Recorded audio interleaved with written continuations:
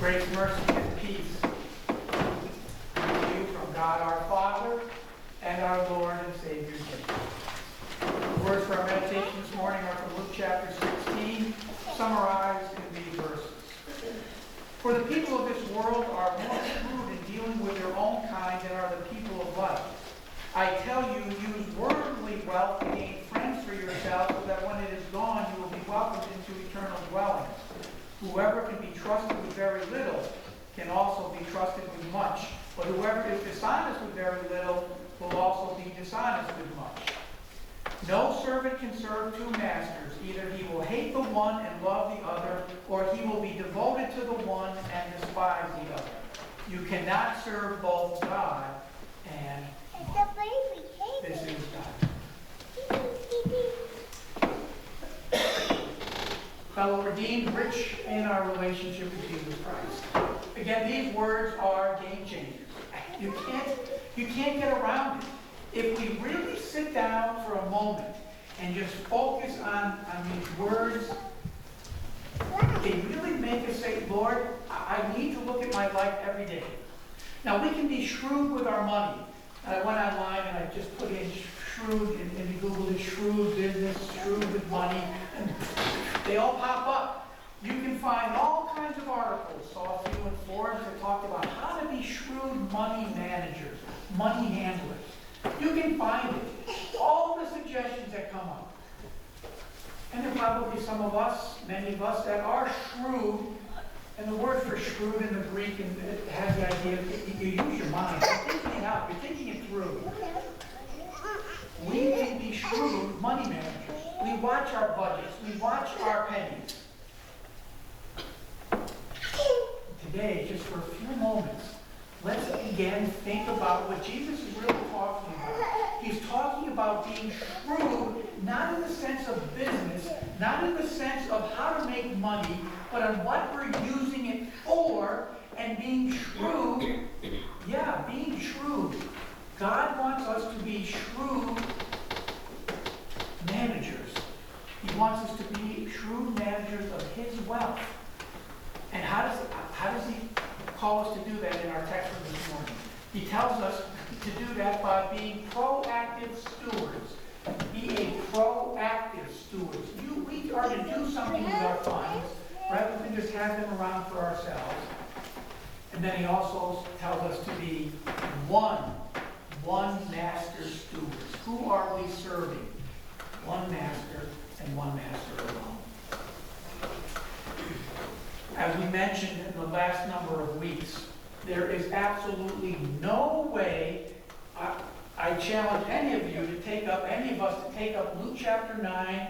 You can keep going. We're at 16 now. You can keep going to 18 because it's going to go. And remember, Jesus is heading towards Jerusalem and He's going to die. So these are the last months and weeks of His life. He's teaching and He's heading towards Jerusalem. And we should probably just read through all of those again, those sections and these where Jesus is talking about what does it take to be a disciple. It starts, of course, with faith in the Savior, the forgiveness of sins. And that's all the stuff Jesus is talking about, the riches we have. Every one of us is to see that we are rich beyond belief. And we keep that in mind. When you think about, if someone came up to you and asked you, what spiritual blessings do you have, or what riches do you have? I don't care what your financial situation is. Every single one of us is so rich that we can't believe it. We shouldn't be able to believe it. To believe that you have sins forgiven. Every single sin of yours and mine is forgiven because of what Jesus was going to do in Jerusalem on that cross. Every sin. To know that you and me, that you and I, that we are going to heaven. What riches? We have heaven waiting for us as a guarantee because of what Jesus Christ did, because I have the forgiveness of sins, and all of that is part of what I own. And that's what Jesus was talking about when He says, who's going to give you possessions of your own? You. We have faith in Jesus. We have His grace. You have the Holy Spirit. We have the Holy Spirit in our lives. We are temples of the Holy Spirit. Again, we say that so easily. Oh, God, yeah, I believe God's a part of me. He is. The riches that are there in the Lord's Supper, to receive Jesus' true body and blood as a gift from Him, having the forgiveness of sins again. What a richness beyond compare.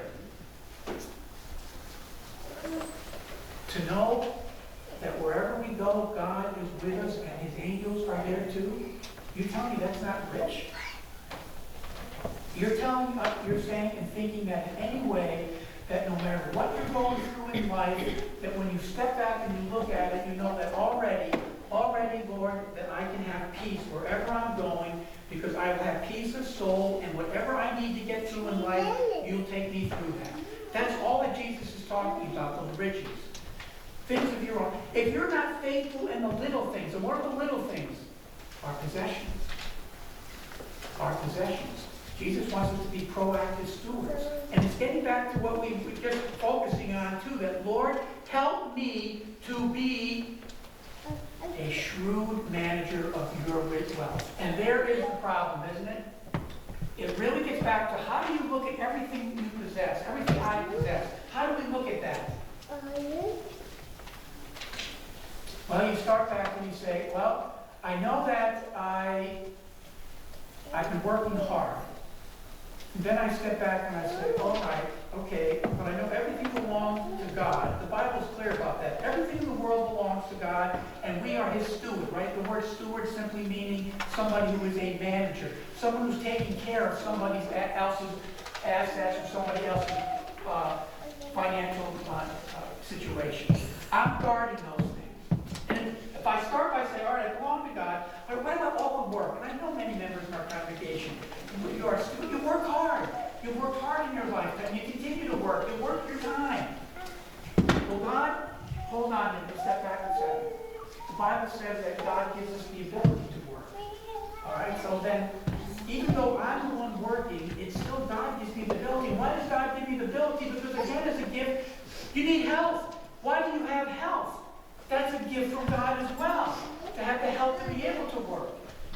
Oh yeah, hold on here. I live in a country, even though it's a messy situation in the world, and we see so much evidence of sin in the world in general, there's still enough peace that you and I can go to work, that we don't have to work, at least in this country, it's not true around the world. I can go to work and I don't have to worry about that my job is going to be there because some terrorist is going to take it out, or because I'm going to be spotted as a Christian, I'm going to lose my job, or there is inflation that is so much that if I spend anything tomorrow, my money may be worth nothing because of inflation, which happens all around the world with people.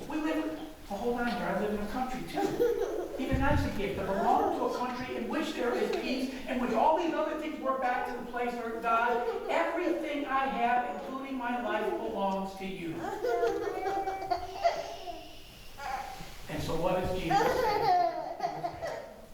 He's simply reminding us that if God gives us these things, the things that we have, to be stewards of his wealth. It's God's wealth. And if you thought every dollar I spent was God's dollar, I wonder if that would change the way that we would spend.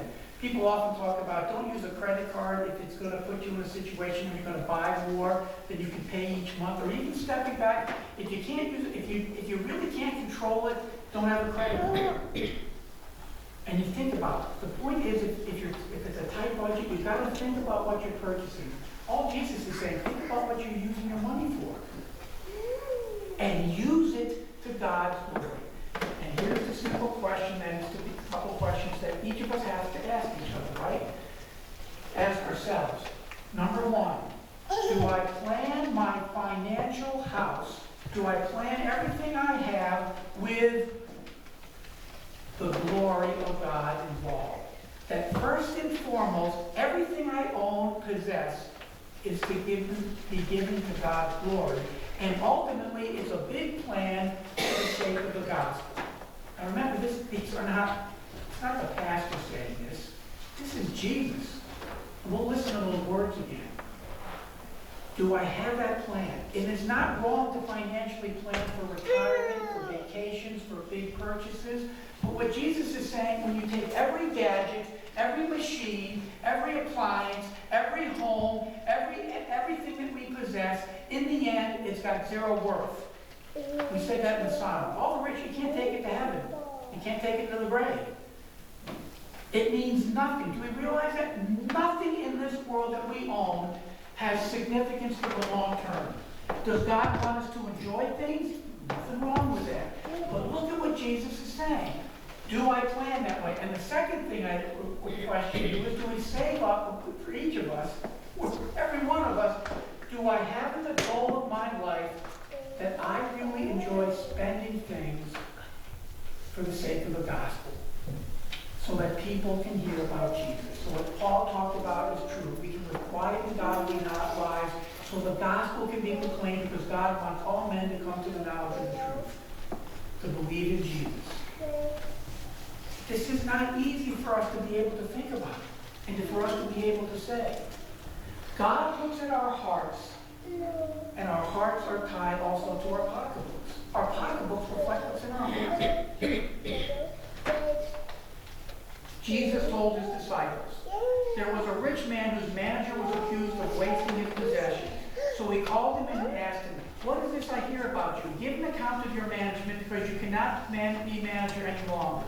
The manager said to himself, what shall I do now? My master's taking away my job. I'm not strong enough to dig, and I'm ashamed to beg. I know what I'll do, so that when I lose my job here, people will welcome me into their houses.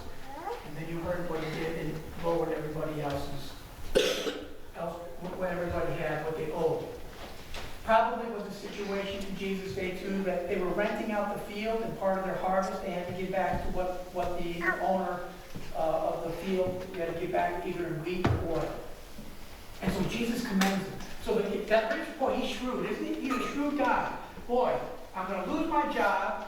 I've been caught red-handed here. I'm going to lose my job, and let me think what I can do so that people will welcome me into their homes. Maybe I'll have a place to live. Maybe they'll help me once I lose my job. So he writes it down. In both cases, in the wheat or the oil, it was probably about 500 days' worth of wages, 500 denarii of what he forgave them.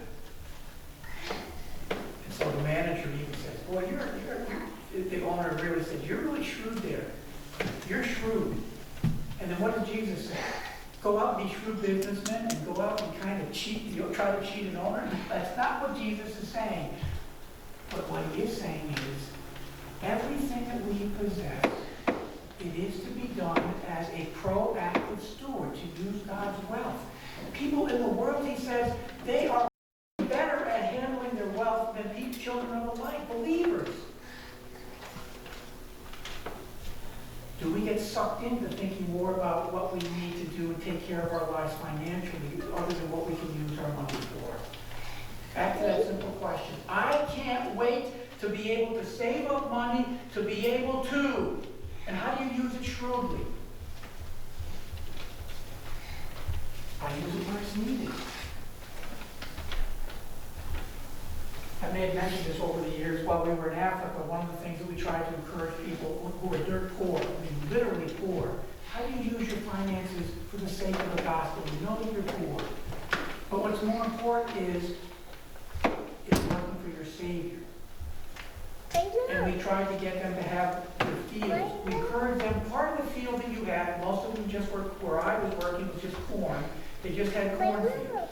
Set aside at the beginning, before the harvest, and say, these rows are the rows that I'm going to use to give for the work of the gospel. Because remember, even in our mission settings, the work is not for us as people from the United States to keep saying, we're going to pay for everything you're doing. The goal was to say, you folks in Africa, you have the gospel. We're helping out. We're sending over teachers. We'll send over missionaries, but we want to get them out of there. We will help you with teaching and things, but out in the village, that's your work. You love the gospel. You support the gospel mission. You have enough so that you can buy your Bibles. You have enough. You can do that. You support the work. So set aside. Or we often try to have a garden. Have a garden near the church. And everything that comes up near the church, on the church property, put a garden in, and that's what you're using. So they may only give an offering once a year. That was it. But if it's done with joy, that's all that's really asked. It's making sure that you put the first things first. And you look at all the opportunities. If you ever were to flip through, if you went to our Wells website and looked at all the circumstances we have in the world, including helping out people who are poor, but again, Jesus is saying, we can give every poor person everything they need to eat. We can't, but if we could, We could put clothes on their backs, give them a home and everything else. If they don't have Jesus Christ, it means nothing. Does it mean that we don't help the poor? Of course not. Are there going to be times that we just help them out financially or give them something, especially in circumstances that we may know individually? Of course that is.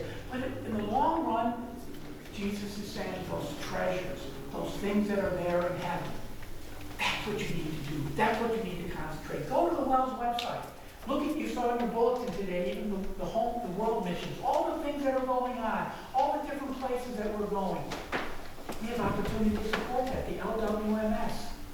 But it's more of that. It's what Jesus is really talking about. It's not the cause that's important, it's what's in our heart. You can give a lot of money, but if it's not coming from the heart, and if we don't have a lot of resources, then I'm giving my time and talent. But it gets back to the whole picture. What am I focused on? Remember what Jesus said. What's the cost of discipleship? I'm willing to give up everything for the sake of the gospel. I'm willing to be able to say, God, no matter what my circumstances are, I want to put you first. I want to think about you first. That's the whole point of being true for the gospel. Use the God-given wisdom that the Holy Spirit gives us. Is that how we plan? Whoever can be trusted with very little can be trusted with much. And whoever is dishonest with very little will also be dishonest with much. So if you have not been trustworthy in handling worldly wealth, who will trust you with true riches? And we already talked about what true riches are. And if you have not been trustworthy with someone else's property, here's God. God gives us all our things. Who will give you property of your own?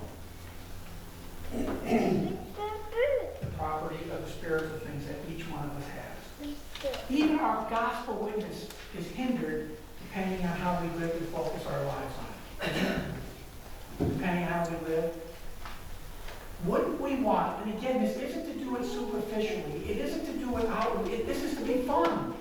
Boy, or get my wife, we want to get together, and we want to be able to sit down, or I'm sitting back at home, and Lord, how am I using all my time, my treasures, the truth, the gospel? I can't wait. And for those of, as we do that, that's great. And the thing is, don't feel badly. Don't feel badly as we're doing that, and others are not. It's really, Lord, this is one-on-one with you.